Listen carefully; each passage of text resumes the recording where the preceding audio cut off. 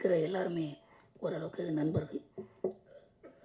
நிறைய பட விழாக்களில் அப்பப்போ பங்கு பெறுறது உண்டு.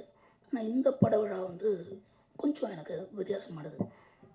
குறிப்பாக சொல்லணும்னா ரொம்ப ஆத்மார்த்தமான நண்பர்களை சில காலம் கழித்து நான் பார்த்தேன். நண்பன் மீர், சிவா, கனி, உதவியாளர் ராம், சாம் அப்படின்னு எல்லாருமே நான் பார்த்த ஒரு அற்புதமான தருணம். I don't want to take much of your time. Like Mr. Producer Mahir said, you will only live once. வாழ்க்கை ஒரு முறை தான் வாழ இயலும். அந்த வாழ்க்கையில் what you have as a material with what you do matters. உங்களிடம் இருப்பது என்ன என்பது முக்கியமே அல்ல, அதை கொண்டு நீங்கள் என்ன செய்கிறீர்கள் என்பதே மிக முக்கியம். அதை போல இந்த ஒரு வாய்ப்பை சாமும் ராமும் அத்தனை புதுமிக திறமையாளர்களும் சேர்ந்து பயன்படுத்திக் கொள்வார்கள். Because the chance comes only once. ஒரு வாட்டி தான் அப்படி நாக் பண்ணோண்டு வரும். அப்போ அந்த கதவை திறக்கும்போது இல்லை அப்படி கிராப் த ஆப்பர்ச்சுனிட்டி. என்னை பொறுத்த வரைக்கும் சக்ஸஸ்ன்றதுக்கு ஒரு சின்ன பேசிக்கலாக எனக்கு ஒரு டெம்ப்ளேட் இருக்கும். It's nothing but preparation cum no opportunity is equal to success. நீங்கள் ரொம்ப அழகாக ப்ரிப்பேர் ஆகிருப்பீங்க, but you don't get an opportunity, then there is no success at all. But at the same time there is an opportunity, and if you don't prepare yourself, அப்போவும் நீங்கள் அந்த சக்ஸஸ்ன்ற ஈஸிக்கு அந்த பக்கம் நீங்கள் போகிறது கஷ்டம். So when the success only comes when you prepared yourself fantastically and the opportunity comes in the right time, no, it is automatically goes to the other end of the life. இப்போது producer சொல்கிற மாதிரி risk எடுக்கிறேன்னு எல்லாரும் சொல்கிறாங்க. அப்படின்னு உலகத்தினுடைய அத்தனை சிறந்த படைப்புகளும் இடங்களும் தகுதிகளும் ரிஸ்க்கு அந்த பக்கம் தான் இருக்குது. அதை தான் அன்றைக்கி மிஸ்டர் பாலா எடுத்தாங்க, அமீர் எடுத்தாங்க, சிவா எடுத்தான், நான் எடுத்தேன். So everybody need to cross that. So for ஒரு கட்டத்துக்கு அப்புறம் please don't cross the limit அப்படின்னு ஒரு கோடு இருக்கும். அந்த கோட்டை அந்த தாண்ட பறக்கிறதுக்கு சிறகு இருக்கலாம். இவ்வளோ நாள் அம்மாவும் அப்பாவும் பறந்து நம்ம பார்த்துருக்கலாம். ஆனால் முதலில் அந்த விங்ஸை ஓப்பன் பண்ணுறதுக்கான அந்த கட்ஸ், அந்த தைரியம், அந்த நம்பிக்கை, இதுக்கு முன்னாடி பறக்க போகிற அந்த மலை உச்சிலேருந்து கீழே பார்த்தா அது பாதாளம் தெரியும், ஆனால் கொஞ்சம் நிமிர்ந்து பார்த்தா வானமும் தெரியும். எதை பார்க்குறீங்கன்றது ரொம்ப முக்கியம். What you see, there you go அப்படிங்கும்போது. ஸோ அந்த மாதிரி இந்த மொத்த டீமுமே ஒரு அற்புதமான ஒரு நல்ல இலக்கை, பாசிட்டிவான இலக்கை நோக்கி சென்று அடையணும். இது ப்ரொடியூசர் மகேஷ் வீட்டுக்கு வந்து இன்வைட் பண்ணும்போது அவங்க வீட்டு தான் நான் ஒரு ரெக்வெஸ்ட்னு வச்சேன். சார் ஆரம்பம் எல்லாமே அழகு தான் இருக்கும், தயவுசெய்து எவ்வளோ கஷ்டம் இருந்தாலும் இந்த படத்தை தயவுசெய்து முடிச்சிடுங்க. That is very very important. So ஒரு படம் ஆரம்பிக்கிறது எவ்வளோ முக்கியமோ, இந்த பூஜைக்கு என்னை கூப்பிட்ற மாதிரி இன்றைக்கி ஃபஸ்ட் காப்பி பார்த்துட்டோம் அப்படின்னு சொன்னீங்கன்னா அது ரொம்ப இன்னும் சந்தோஷம். அந்த இலக்கை இந்த மொத்த திறமையாளரும் சேர்ந்து அடைவார்கள் அப்படின்னு எல்லாம் உள்ள இறைவனை வேண்டி விடைபெறுகிறேன். நன்றி. அனைவருக்கும் வணக்கம். ப்ரொடியூசர் பேசும்போது ஒரு வார்த்தை சொன்னார், ஐ எம் ப்ரொடியூசிங் ஆப்பர்ச்சுனிட்டி அப்படின்னாரு. ஆக்சுவலாக ப்ரொடக்ஷன் அப்படின்னு வரும்பொழுதே நிறையா ரிஸ்க்கு அப்படிங்கிற வார்த்தையை நம்ம யூஸ் பண்ணிக்கிட்டு இருக்கோம். அது அவரோட டைமென்ஷன் வந்து ரொம்ப புதுசாக இருந்துச்சு. நான் வந்து இத்தனை பேருக்கான ஆப்பர்ச்சுனிட்டியை ப்ரொடியூஸ் பண்ணுறேன் அப்படின்னு சொல்கிறது வந்து எல்லாத்துக்கும் மேலே ஒரு தாயுள்ளம் கொண்ட ஒரு எண்ணம். இந்த படம் பூஜை பார்த்தா இவ்வளோ யங்ஸ்டர்ஸு, அந்த ஒவ்வொரு யங்ஸ்டருக்குள்ளேயும் பெரிய பெரிய கனவு இருக்கும். பெருசாக சாதிக்கணும், பெருசாக நான் வந்து என்னை ப்ரூவ் பண்ணணும், அச்சீவ் பண்ணணும், அவ்வளோ எண்ணங்களையும் கேரி பண்ணிவிட்டு ஒவ்வொரு யங்ஸ்டரும் உள்ளே வரும்போது அது ஒரு ப்ரொடியூசர் யூகேயில் பிறந்து வளர்ந்து அங்கே டீச்சராக ஒர்க் பண்ணிகிட்ருக்க ஒருத்தர் அங்கேருந்து இங்கே வந்து தயாரிக்கிறேன் அப்படின்னு நினைக்கும்போது நம்ம அந்த ரிஸ்க்குங்கிற வார்த்தையை யூஸ் பண்ணக்கூடாதுன்னு நினைக்கிறேன். சினிமா வழக்கமாக அதோட வியாபாரத்தில் ஒவ்வொரு டைமும் ஒவ்வொரு டைமென்ஷன் மாறிட்டு போயிட்டே இருக்கும். முக்கியமான காலகட்டத்தில் இருக்கும். சமீப காலமாக என்ன ஆகிட்டு இருந்துச்சுன்னா, நிறைய படங்கள் பார்த்திங்கன்னா ஒரு 5 வருஷத்துக்கு முன்னாடியெல்லாம் பார்த்திங்கன்னா ஹிந்தி பிஸ்னஸ்க்காக ஒரு படம் பண்ணுவாங்க. ஹிந்தி பிஸ்னஸோட ஃபுல் அமௌண்ட்டை வாங்கிட்டு ஒரு படத்தை ப்ரொடியூஸ் பண்ணியிருப்பாங்க. அடுத்தது ஒரு படம் வந்து என்ன பண்ணியிருப்பாங்கன்னா, இந்த படம் பண்ணால், இந்த ஜானர் பண்ணால் ஓடிடி போயிடும்.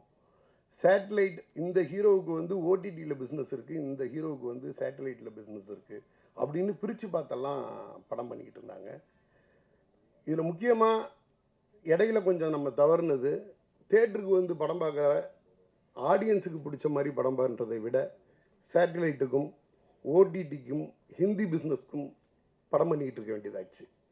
அப்புறம் இங்கே என்ன ஆயிடுச்சுன்னா, ஒரு ஓடிடியோட ப்ரைஸ் வந்து இந்த படத்துக்கு வந்து 15 கோடினா அடுத்தது அந்த அந்த அந்த குறிப்பிட்ட ஹீரோ அல்லது டெக்னீஷியனோட சம்பளம் அந்த 15 கோடியில் போய் நிற்கும்.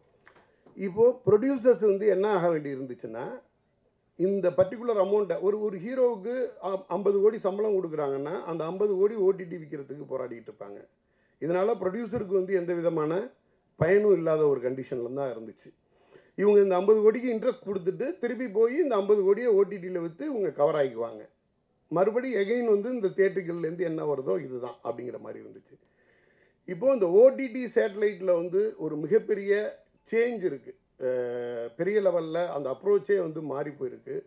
எகைன் இந்த சைக்கிள் எங்கே வந்து நிற்குதுன்னா, தியேட்டர்களில் ஆடியன்ஸை திருப்திப்படுத்தி அது வெற்றி படமாச்சுன்னா அதுக்கு பிறகு வந்து அதை வந்து பார்த்துக்கலாம் அப்படிங்கிற ஒரு விஷயம்.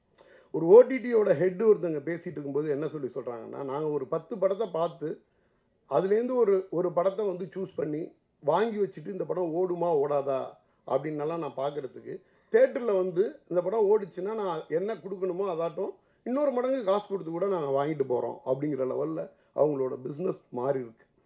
அந்த மாதிரியான காலகட்டத்தில் ரொம்ப கிளவரான மூவ் தான் தயாரிப்பாளர் பண்ணியிருக்குது அப்படின்னு நினைக்கிறேன். கம்ப்ளீட் யங்ஸ்டர்ஸ், கம்ப்ளீட் டெபு இவங்களோட ஒரு படத்தை ஸ்டார்ட் பண்ணுறாங்க. ஒருவேளை அவங்க வந்து அந்த கதையில் முழுமையாக நம்பி அவங்க நினச்சபடி வந்துச்சுன்னா, ரொம்ப ஆர்கனைஸ்டாக பேசினார். ஒரு 5 நிமிஷம் பேசிகிட்டு இருந்தோம். இந்த ஃபில்ம் வந்து மொத்தம் 32 டேஸ் வந்து கம்ப்ளீட் சிங்கிள் ஷெடியூலில் பிளான் பண்ணியிருக்கோம் அப்படின்ற மாதிரி சொன்னாங்க. ஒரு பர்டிகுலர் டேட்டில் சிங்கிள் ஷெடியூலில் நான் எடுத்து இந்த படத்தை ரிலீஸ் பண்ணுறதா இருக்கேன். இந்த மந்தில் ஷூட்டிங் முடியும், அதுக்கு அடுத்த இந்த மந்தில் ரிலீஸ் பண்ணணுங்கிற லெவலில் வந்து ஒரு விஷனோட இந்த படம் பண்ணுறாங்க. எல்லா யங்ஸ்டர்ஸும், தம்பி தேவ், பூர்ணேஷ், இப்போ தேவ் நம்ம வீட்டு பையன் மாதிரி கிட்டத்தட்ட ஒவ்வொருத்தரும் பெரிய கனவோட இந்த படத்தை எடுத்து வந்து பண்ணுறாங்க. நிச்சயமாக தேட்டருக்கு வரும். இத்தனை பேரோட கனவு, இத்தனை பேரோட ஆசை, இந்த மாதிரி ஒரு தயாரிப்பாளரோட பெரிய நம்பிக்கை, நல்ல எண்ணம் இதெல்லாம் சேர்ந்து மிகப்பெரிய வெற்றி பெறும். நிறைய புதியவர்கள் வர்றதுக்கான வழிவகுக்கும். நீங்கள் எல்லாருமே சப்போர்ட் பண்ணுங்கள். நன்றி. வருகை தந்திருக்கும் அனைவருக்கும் என்னுடைய இனிய காலை வணக்கம். பத்திரிகை சகோதர சகோதரிகள் அனைவருக்கும், மேடையில் அமர்ந்திருக்கும் அமீர் சார் அவர்கள் ஒரு மிகப்பெரிய லெஜண்ட். நான் சார்கிட்ட வந்தோடனே சொன்னேன், சார் நான் உங்களுடைய மிகப்பெரிய ரசிகன். உங்கள் படைப்புகள் தாண்டி உங்களுடைய எல்லா பேட்டிகள், உங்களுடைய எல்லா பேச்சுகள் எல்லாத்தையுமே நான் கூர்ந்து நீண்ட காலமாக பார்த்துட்டே இருப்பேன். அவரோட இன்டர்வியூ எதுனாலும் நான் பார்ப்பேன், ஃபுல்லாக பார்ப்பேன். அதில் எப்பயுமே ஒரு ஹானஸ்ட் இருந்துகிட்டே இருக்கும். எந்த டாப்பிக்காக இருந்தாலும் அவர் ஸ்டாண்டில் அதை கரெக்டாக சொல்லுவார். அவர் யாரை ஆதரித்தாங்களோ அவங்களே ஒரு தப்பு செஞ்சாலும் அதையும் சுட்டி காட்டக்கூடிய ஒரு நேர்மையான ஒரு மனிதர். அந்த வகையில் எனக்கு அவர் ரொம்ப பிடிக்கும். அண்டு ரமணா சார், அவருக்கு என்ன தெரியாது, நான் வந்து திருமலை படம் ஷூட்டிங் அப்போ மோகன் ஸ்டுடியோவில் செட்டு போட்டிருந்தாங்க சாங்குக்கு. அந்த சாங் ஷூட்டில் சாரை டைரக்ஷன் பண்ணும்போது நான் வாய்ப்பு தேடிட்டு இருந்த சமயங்களில் போய் நான் பார்த்துருக்கேன். ஸோ அவரோட இத்தனை ஆண்டுகள் கழித்து இந்த மேடையில் ஷேர் பண்ணிக்கிறது ரொம்ப பெருமையாகவும் மகிழ்ச்சியாகவும் இருக்குது. இந்த படத்துடைய யோலோ நான் மெயினாக வந்தது என்னுடைய இனிய நண்பர் சாம். அவரை வந்து விஷ் பண்ணிட்டு போகணுன்னு தான் வந்தேன். ஒரு பெரிய ஸ்கூலில் ஒரு பெரிய மாணவர் அவர். சமுத்திரகனி சார்ன்ற ஒரு யூனிவர்சிட்டியோட ஒரு அமீர் சார், சமுத்திரகனி சார் எல்லாம் அவங்க எல்லாமே ஒன்று தான். நான் தனித்தனியாக நீங்கள் எப்படி பிரித்து பார்க்குறீங்கன்னு தெரியல. அந்த யூனிவர்சிட்டியில் அவர் ஒரு ப்ரொஃபஸர்னால் இவங்க வேறு ஒரு இது. ஸோ அந்த ஒரு பெரிய படங்கள் ஒர்க் பண்ண ஒரு அனுபவம் அவரை வந்து இந்த படத்தில் எப்படி பிளானிங் பண்ணணும், எப்படி வந்து அதை கதைக்களத்தில் எந்த அளவுக்கு ஒரு முக்கியத்துவம் இருக்கணும், வணிக ரீதியாக அதை எப்படி எடுத்துகிட்டு போகணும், எப்படி வந்து ஒரு குயிக் டைமில் அதை பண்ணணுன்ற எக்ஸ்பீரியன்ஸ் எல்லாமே கண்டிப்பாக சாமுக்கு இருக்குன்ற நம்பிக்கை எனக்கு இருக்குது.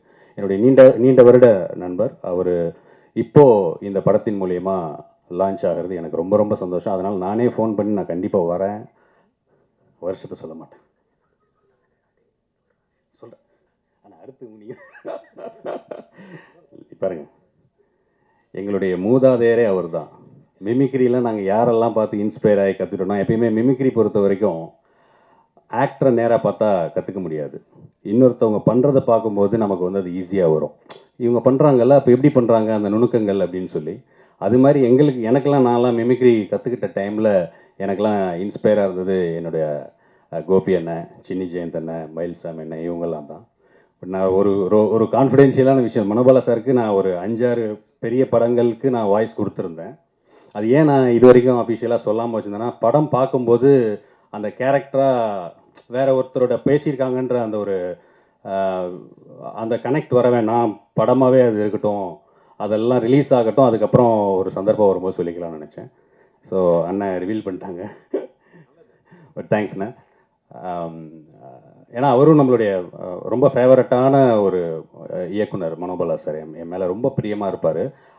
நான் நிறைய வாய்ஸஸ் பேசியிருக்கேன். பட் அவரோடது வந்து நம்ம கூடவே நிறைய பழகுனதுனால எனக்கு அவருடைய அந்த ஒரு இது வந்தது. ஸோ அவரோட பிளெஸிங்ஸ் இருக்குது அப்படின்னு நான் நம்புகிறேன். ஸோ ரொம்ப நன்றி. அண்டு நான் பேசணும்னு நினச்சா அது கண்டென்ட் விட்டு நிறைய போயிட்டே இருக்கும்.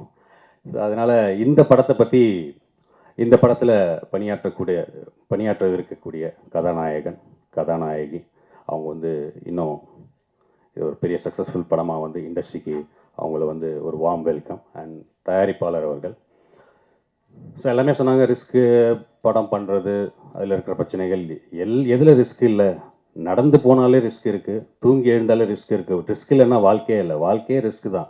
அதை நம்ம எப்படி பிரிஸ்காக ஹேண்டில் பண்ணுறோன்றதுல தான் சக்ஸஸ் இருக்குது. ரிஸ்க் எடுக்கிறதும் தான் வாழ்க்கையில் வெற்றி அடைய முடியும்.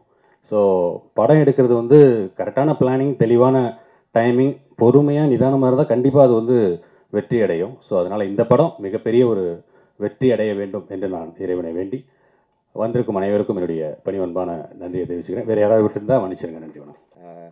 நிறைய படங்களுக்கு அங்கேருந்து வேலை செஞ்சுருக்கேன். ஃபஸ்ட் டைம் ப்ரெஸ்ஸை பார்த்து பேசும்போது கொஞ்சம் நடுக்கமாக இருக்குது. இந்த படத்துக்கு முதல்ல தேங்க்ஸ் சொல்ல வேண்டியது டைரக்டர் சார், சாம் சார்.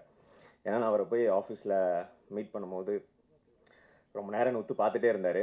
ஸோ அதுக்கப்புறமா தான் வந்துட்டு இதுதான் கதை அப்படின்னு ஒரு லைனாக தான் சொன்னார். திருப்பியும் சந்திக்கலாம் அப்படின்னு திருப்பி சொல்லி அனுப்பிச்சிட்டாரு. ஸோ 2-3 நாள் கழித்து திருப்பியும் கால் பண்ணி வர முடியுமான்னு கேட்டு, நீங்கள் கரெக்டாக இருப்பீங்க இந்த கதைக்கு, நான் ஃபுல் நரேஷன் கொடுக்குறேன்னு சொல்லி கதை சொன்னார். கதை ரொம்ப அமேசிங்காக இருந்துச்சு. நான் கண்டிப்பாக பண்ணுறேன் சார் அப்படின்னு சொல்லிட்டு வந்துட்டேன். அவர் இருந்தாலும் ப்ரொடியூசர் ஒரு தடவை கேட்டுட்டு அதுக்கப்புறம் கன்ஃபார்ம் பண்ணிக்கலாம் அப்படின்னு சொன்னார். So thank you Mahesh sir for giving this opportunity. As you said, நீங்கள் எல்லோரும் என்ன ட்ரஸ்ட் வச்சுருக்கீங்களோ என் மேலே, அது இன்டூ 10 times, 50 times, 100 times கொடுப்பேன். And one more special thanks to mister Aravind. அவர் வந்து என்னோடய பிரதர் மாதிரி. Is the first reason to do this film. அவர் தான் என்னை சாம்சாட்டை இன்ட்ரடியூஸ் பண்ணி விட்டார். And thank you so much. இது ஒரு பூஜை ஃபங்க்ஷன் தான். மீண்டும் உங்கள் எல்லாரையும் ப்ரெஸ் மீட், ஆடியோ லான்ச், படத்தோட சக்ஸஸ் மீட்டில் சந்திக்கணும்னு ஆசைப்பட்றேன். அப்போ இன்னும் நிறைய படத்தை பற்றி ஷேர் பண்ணணுன்னு நினைக்கிறேன். So thank you so much, thank you so much, thank you so much. ஒரு துவக்க விழா. இங்கே வந்திருக்கக்கூடிய பத்திரிகையாளர்களுக்கும் ஊடக நண்பர்களுக்கும் மேடையில் வீட்டிருக்கக்கூடிய திரை ஆளுமைகளுக்கும் இது ஒரு வழக்கமான ஒரு விழா. ஆனால் சாமுக்கும் அவனை சுற்றி இருக்கக்கூடிய புதியவர்களுக்கும் வந்து தங்களுடைய வாழ்க்கையை துவங்குகிற ஒரு நாள். அது ரொம்ப முக்கியமான ஒரு நாள். நிறைய பூஜை பார்த்துருக்கோம். எல்லா பூஜையும் ரொம்ப பிரம்மாண்டமாக நடக்கும். ஆனால் அதற்கு பின்னால் அந்த படம் சார்ந்த கிளைகள் என்னன்னு கேட்டால் நம்ம மனசுலேயே நிற்காது.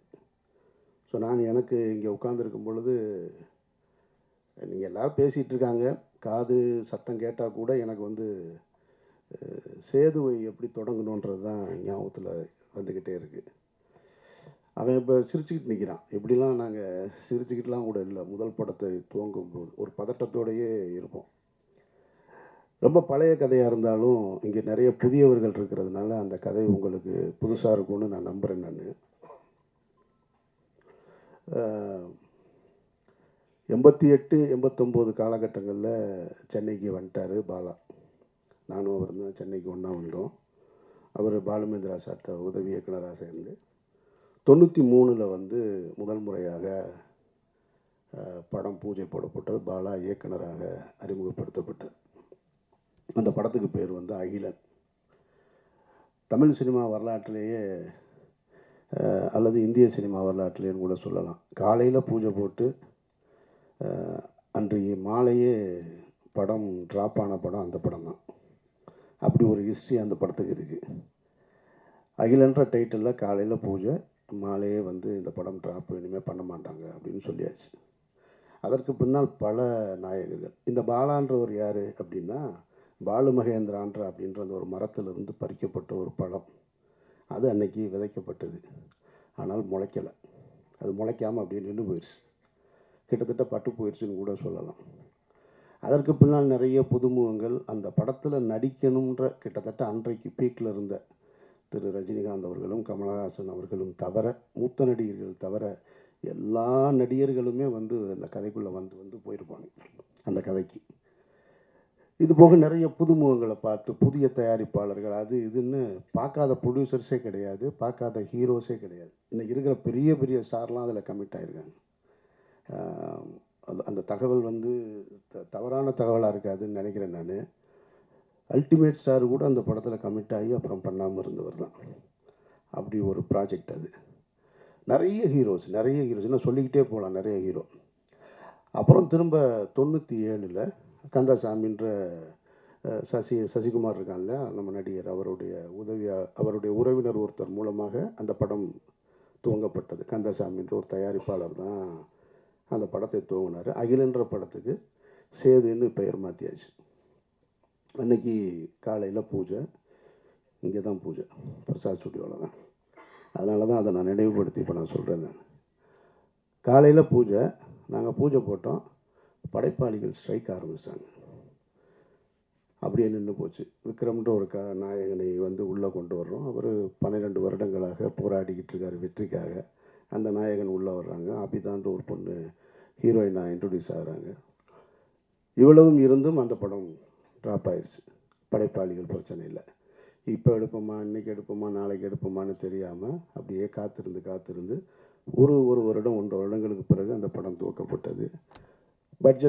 குறித்த பட்ஜெட்டில் முடிக்க முடியலை. அதனால் அது அடுத்த கட்டத்தை போய் 2000 தான் அந்த படம் முடிவுக்கு வந்தது. சரி, முடிவுக்கு வந்ததுக்கு பின்னாடி அந்த படம் விற்பனைக்கு இருந்ததான்னு கேட்டால் அந்த படம் விற்பனைக்கு இல்லை, யாரும் வாங்கலை எல்லாமே. ஆனால் இந்த படத்தை டப்பிங்லேயோ எஃப்எக்ஸ்லேயோ பார்த்தவங்க எல்லாம் இந்த 97 தொடங்கி 93 தொடங்கி 2000 வரைக்கும் பல இயக்குனர்கள், பல தயாரிப்பாளர்கள் எங்களை கிராஸ் பண்ணி போயிட்டே இருக்காங்க. ஆனால் நாங்கள் மட்டும் நம்பிக்கையோடு ஒரு அறையில் காத்துக்கிட்டே இருக்கோம். எங்கள் படம் ஒரு நாளும் ரிலீஸ் ஆகும், என்றைக்காவது ஒரு நாள் எங்கள் படம் வந்துடும்ன்ற நம்பிக்கையோடு உட்காந்துட்டு இருந்தோம். சரி, 2000 படம் முடிஞ்சதுக்கப்புறம் பார்த்தா அப்பவும் இல்லை.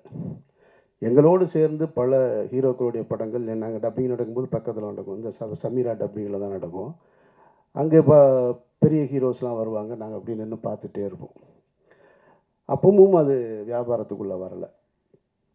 அதில் ஒரு நல்ல விஷயம் என்னென்னா, படம் நல்லா இருந்ததுன்றது மட்டும்தான் ஒரு இயக்குனர் தன்னுடைய கனவுகளை, ஒட்டுமொத்த கனவையும் தூக்கி ஒரு படத்தில் உழைப்பாக போட்டு படமாக்கி வச்சுருந்தார். அது அவருக்காக மட்டும் செஞ்சதில்லைன்றதான் ரொம்ப முக்கியமானது. அதை நம்ம கவனிக்கணும். அதை ஒரு டைரக்டர் இன்றைக்கி படம் எடுக்கிறாருன்னா அது உனக்கானது மட்டும் கிடையாது, ஒரு தலைமுறையை உருவாக்குறது. இது ஒரு தனி மனிதனுடைய இது இல்லை, ஒரு தலைமுறையை உருவாக்குறது.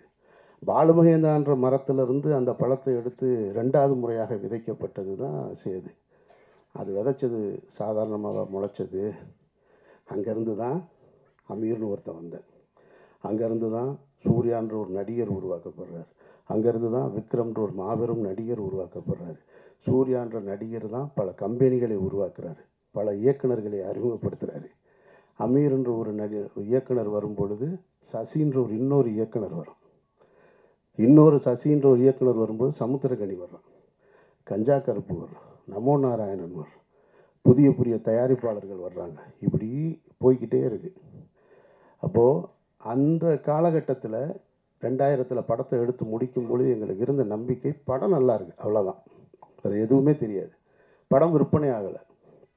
அந்த டைமில் இதே பிரசாத் லேபில் நான் அந்த படம் ரிலீஸுக்காக நானும் தயாரிப்பாளர் திரு கஃபார் அவர்களும், அவர் எனக்கு அண்ணன் கஃபார் அண்ணனும், சித்ரா லட்சுமணன் சாரும் அந்த ரிலீஸுக்கான வேலைகளில், ஏன்னா ரொம்ப சிரமம், ரொம்ப கடனில் இருக்குது, இந்த படம் எப்படி ரிலீஸ் ஆகும்ன்ட்டு தெரியாத ஒரு சூழல். அப்போ நின்றுட்டுருக்கும்போது பக்கத்தில் கமல் சார் இருக்காங்க. ஹேராம் படம் ஒர்க்கு போயிட்டுருக்கு அவருக்கு. நான் சின்ன வயசுலேருந்து கமலஹாசன் அவருடைய மாபெரும் ரசிகன். நான் அவரையெல்லாம் பார்த்துட மாட்டோமா, அவர் கூட நின்ற மாட்டோமா, அவருடைய விரல் நுனியை தொட்டுற மாட்டோமா அப்படின்னு ஏங்கிக்கிட்டு இருந்த ஒரு நபர். அவர் அப்படி நிற்கிறாரு, இவ்வளோ பெரிய தாடி வச்சுட்டு. சித்ரா சாரை பார்த்த உடனே கமல் சார் கூப்பிட்டு பேசினார். என்ன சித்ரா இங்கே இருக்கீங்கன்னாரு. இல்லை இந்த மாதிரி சேதுன்னு ஒரு படம் அப்படின்ன உடனே கமல் சார் சொன்ன வார்த்தை, ஆமாம் கேள்விப்பட்டேன் அப்படின்னாரு. அதுதான் எங்களுடைய முதல் வெற்றி. படம் ரிலீஸ் ஆகலை. ஒரு புதிய படைப்பு யாருக்கு போய் சேர்ந்துருக்கு? ஒரு உலக நாயகன்கிட்ட போய் சேர்ந்துருக்கு. ஆமாம் கேள்விப்பட்டேன், நல்லா இருக்குன்னு சொல்கிறாங்க அப்படின்னாரு. நான் பக்கத்தில் இருந்து இப்படி பார்த்துக்கிட்டே இருக்கேன். கமல் சார் வாயவே பார்க்குறேன். அவர் என்ன சொல்கிறாரு, இது யார் அப்படின்னாரு. லவாஸ்டன்.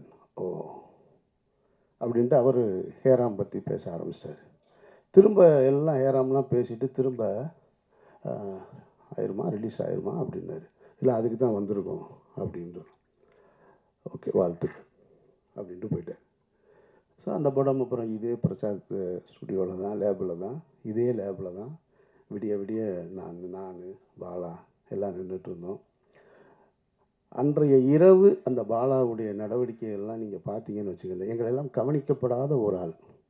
நான், பாலா, சசி. இன்றைக்கு வாசலில் வந்து இறங்கும்போது அங்கேயே கேமரா வந்துடுது. அங்கேருந்து அப்படியே ரிவர்ஸ்லேயே வர்றாங்க ரிப்போர்ட்டர்ஸ்லாம். பாவமாக இருக்குது, எங்கேயாவது தடிக்கி விழுந்துருவாங்களோன்னு. இந்த லேபுக்குள்ளே விடிய விடிய 3 பேர் சுற்றிக்கிட்டே இருக்கோம். அதில் நான் கைலியோடு சுற்றிக்கிட்டே இருக்கேன். ஒரு 6 பிரிண்ட்டு தான், வெறும் 6 பிரிண்ட்டை எடுத்துகிட்டு இங்கேருந்து ஒரு கனவுகளை சுமந்து கொண்டு மதுரை, திருச்சி இப்படி நான் கொடுத்துட்டு திண்டுக்கல்னு கொடுத்துட்டு போனேன். நான் அப்படி ரிலீஸ் ஆன படம் தான். படம் நல்லா இருந்ததுனால தான் இவ்வளவு பெரிய அந்த விதை பெரிய ஆலமரமாகி பல கிளைகளை உருவாக்கியிருக்கு. அதனால் நீங்கள் புதிய வாய்ப்பை வந்து ஒருத்தர் கொடுத்தார். இப்போ எனக்கு வாய்ப்பு கொடுத்தவர் வந்து கணேசன் இப்போ சொன்னார் இல்லையா, அவர் தான் என்னையை தேர்ந்தெடுத்தார். இங்கே மனிதர்கள் எல்லோருமே வெற்றி அடைந்தவர் எல்லோருமே சொல்லுவாங்க, நான் தன்னால் வளர்ந்தவன் அப்படின்னு சொல்லுவாங்க. உலகத்தில் ஒருத்தன் அப்படி இல்லவே இல்லை. தன்னால் ஒருத்தன் வளரவே முடியாது. ஒரு கை பிடிச்சி தூக்கலைன்னு சொன்னால் ஒருத்தன் வளரவே முடியாது. அப்படி வளர்ந்ததா யாராவது சொன்னா அப்படின்னு சொன்னால் அது ஒரு பொய். அது வேணால் சினிமாவில் ஒரு கைதட்டுறதுக்கு வசனமாக இருக்கலாமே தவிர வாழ்க்கையில் அப்படி கிடையாது. நம்ம பிறப்பே தாய் தந்தையோட உதவியால் தான் இருக்கும்போது அப்புறம் நம்ம வெற்றி அடைவது மட்டும் தன்னால் எப்படி நடக்கும்? அப்படி நடக்க உங்களை பற்றி பேசுவதற்கு இன்னொருத்தர் வேணும்.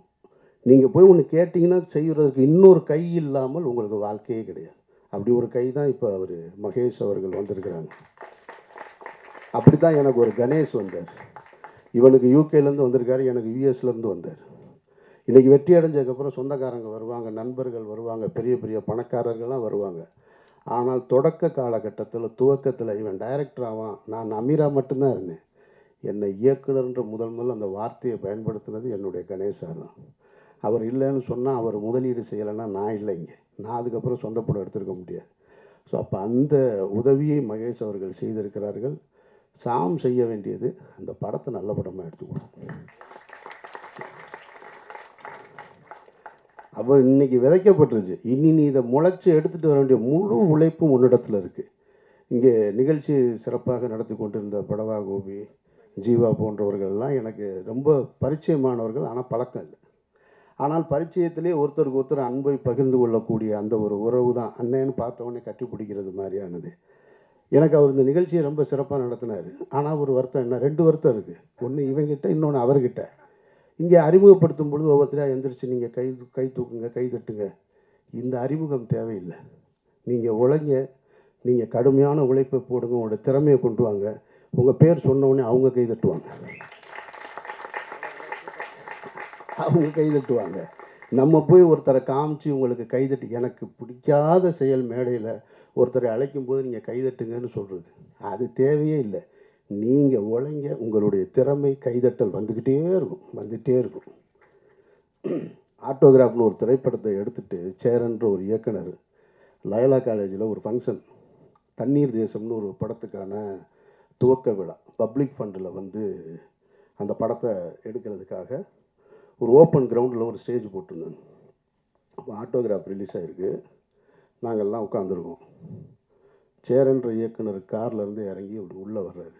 கிட்டத்தட்ட ஒரு 2000 பேர் அமர்ந்திருந்த ஒரு அரங்கம், அது ஓப்பன் ஸ்டேடியம்.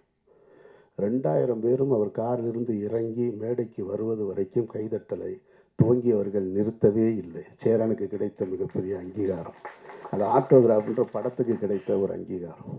அப்போ நம்மளுடைய உழைப்பும் நம்மளுடைய திறமையும் கைதட்டலை பெற்றுத்தரும்ன்றது தான் மறுக்க முடியாத உண்மை.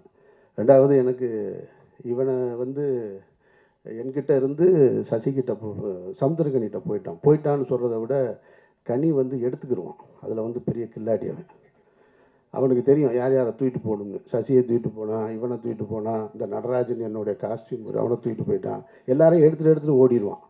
ஆனால் அது கடைசி நேரத்திலாம் சொல்லுவான். முன்னாலேயே சொன்னால் நம்ம எதுவும் சொல்லிடுவோன்றதுக்காக அப்படி ஒரு சரியானவனை எடுத்துக்கிட்டான். எனக்கு என்ன ஒரே ஒரு வருத்தம்னா, டைட்டில் மட்டும்தான் வருத்தம். ஒருவேளை இது பெரிய ஹிட் ஆனாலும் ஆகலாம். ஆனாலும் யோலோ அப்படிங்கும்போது ஒரு முதல் படத்தை இயக்குனரை எப்படி அழைக்கணுன்றது இருக்குல்ல, இவனை எப்படி கூப்பிடுறதுன்னு தெரில. யோலோ சாமுன்னு கூப்பிடணும் போல இருக்கு. அதனால் அதுக்குள்ளே இருக்கிற ஆழமான அர்த்தம் இருந்திருந்தாலும் வேறு பேர் பரிசீலனை இருந்திருக்கலாம், சொல்ல முடியாது. ஒருவேளை ஆட்டோகிராஃப் வைக்கும்போதும் இந்த மாதிரி தான் இருந்தது. ஆட்டோகிராஃப் ஏன் வச்சாங்கன்னு சொல்லி. ஆனால் அதுவே பெரிய ஹிட் ஆயிடுச்சு. மற்றபடி இந்த நாள் மற்ற எல்லோருக்கும் ஒரு சம்பிரதாயமான நாளாக இருக்கும். இந்த விழாவும் ஒரு சம்பிரதாயமான விழாவாக இருக்கும்.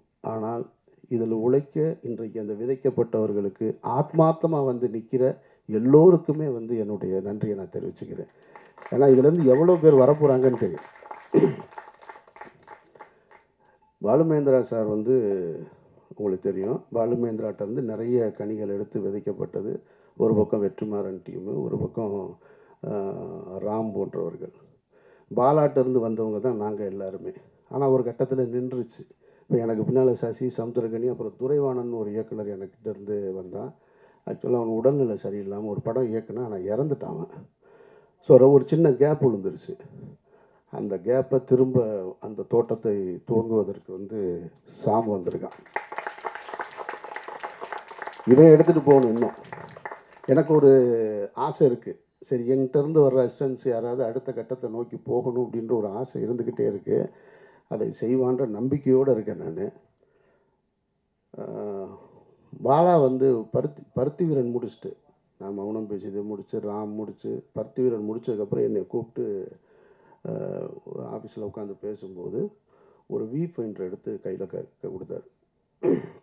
இந்த வி ஃபைண்டரை கொடுத்து, இது என்னன்னு தெரியுமாடா அப்படின்னு. தெரில, சொல்லு அப்படின்னு. இது பாலுமகேந்திரா சாருக்கு அவருடைய குருநாதர் கொடுத்தது. அவர் பாலுமகேந்திரா சாருக்கு கொடுத்தார். பாலுமகேந்திராட்ட இருந்து பல பேர், எவ்வளவோ பேர் போயிருக்காங்க. ஆனால் அவர் எனக்கு கொடுத்தார். நான் உனக்கு கொடுக்கல. எப்போ கொடுக்கல? மௌனம் பேசியது கொடுக்கல, ராமுக்கும் கொடுக்கல. பருத்தி வீரன் முடிச்சதுக்கப்புறம் உன் கையில் கொடுத்தேன்னு என் கையில் கொடுக்குறேன். இப்போ அதை நான் வாங்கி வச்சுட்டு யாருக்கிட்டையாவது கொடுக்கணுன்னு இருந்தேன். சசி வந்துட்டான். சசி சுப்பிரமணியபுரம்ன்ற ஒரு மாபெரும் படத்தை, ஒரு காவியத்தை கொடுத்துட்டு போயிட்டான். ஆனால் சரி கொடுக்கலாம் அப்படின்னு நினைக்கும் போது நமக்கும் ஒன்று இருக்கும்ல, நம்ம 3 படம் பிடிச்சதுக்கப்புறம் தானே கொடுத்தாங்க, இவனுக்கே முதல் படத்தில் கொடுக்கணும் அப்படின்னு ஒரு எண்ணம் தான். கொடுத்துருக்கணும் உண்மையிலே அவன் கையில். ஆனால் அது ஒரு வகையில் கூட நல்லதாக போச்சு கொடுக்காமல் இருந்தது. ஏன்னா அது யாருக்கிட்ட போகணும்னு அது முடிவெடுத்துக்கிறது அப்படின்னு நான் நினைக்கிறேன். நான் ஏன்னா அவன் அடுத்து டைரக்ட் பண்ணல, அடுத்தடுத்து முழு நேர நடிகராக மாறிட்டான். நம்ம கொடுத்துருந்தேன்னு வச்சுங்க, அங்கேயே தேங்கி இருந்திருக்கும். அப்போ அது இன்னும் என்கிட்ட தான் இருக்குது. அதை பெறுவதற்கான சந்தர்ப்பம் சாம்கிட்ட இருக்குது. இறைவன் அருள் இருந்தால் அதை நீ பெற்றுக்கொள்ளலாம். மற்றபடி இந்த ஒட்டுமொத்த குழுவிற்கும் என்னுடைய நெஞ்சார்ந்த வாழ்த்துக்கள். ரமணா, சிவா, மற்றபடி புதிய கலைஞர்கள் எல்லோருக்கும் என்னுடைய நெஞ்சார்ந்த வாழ்த்துக்கள். இறைவன் அருளால் இந்த படம் மிகப்பெரிய படமாக வரணும் அப்படின்னு நான் வாழ்த்துறேன். நன்றி.